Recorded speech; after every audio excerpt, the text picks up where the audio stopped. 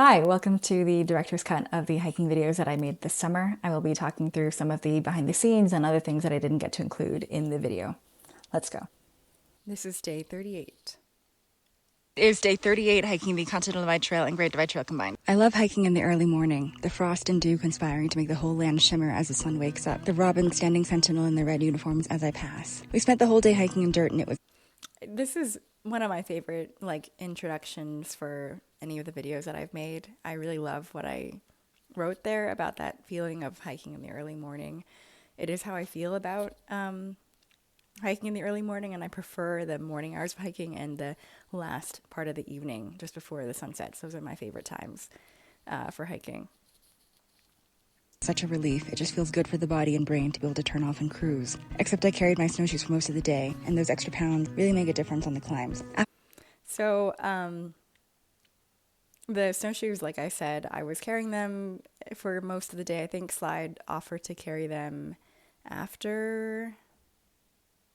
Oh, yeah. So I did this climb after lunch, and it was very long. And I remember that the snowshoes, for some reason, the snowshoes were just making it so that I was having a hard time with keeping up a solid pace. I just felt like I was spending a lot of time holding my pack up with my hands.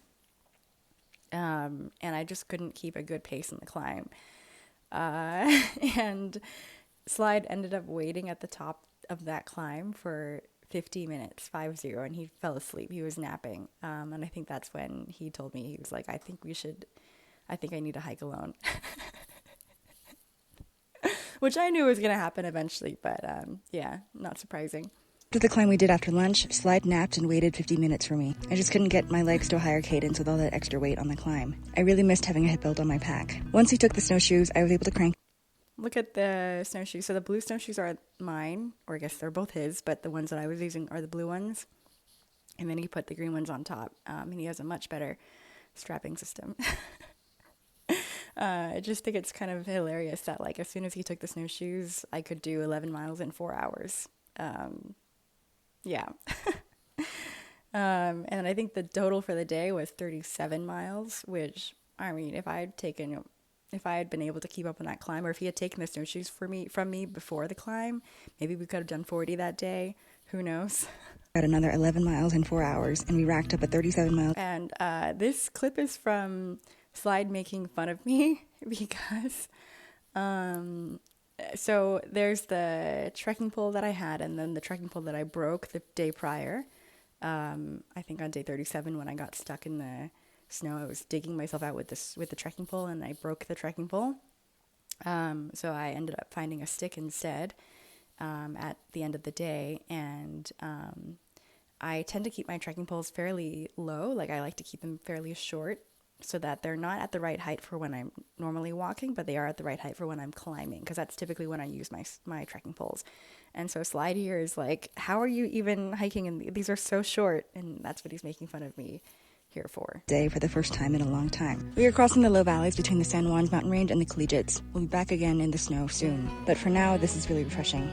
This is such a great memory for me, hiking with somebody and having that person be there sitting waiting for you while you hike up, and then you get to sit next to them and have a break. That was just so nice after hiking for so long alone, and also doing the rest of this trail alone from day 40 onwards. Yeah. Have to worry about my filter or wet shoes and socks freezing overnight, and I can leave them outside my sleeping bag. Hope it continues like this tomorrow. See you then. Gosh, it was so beautiful in that stretch. This is part of the hike that is on the Colorado Trail, and yeah, it was really nostalgic for me to be back there, especially without the snow. It was nice to see, oh yeah, I've walked this exact place, but in the other direction, because I did the Colorado Trail from Denver to Durango, so going more southbound. That's day 38.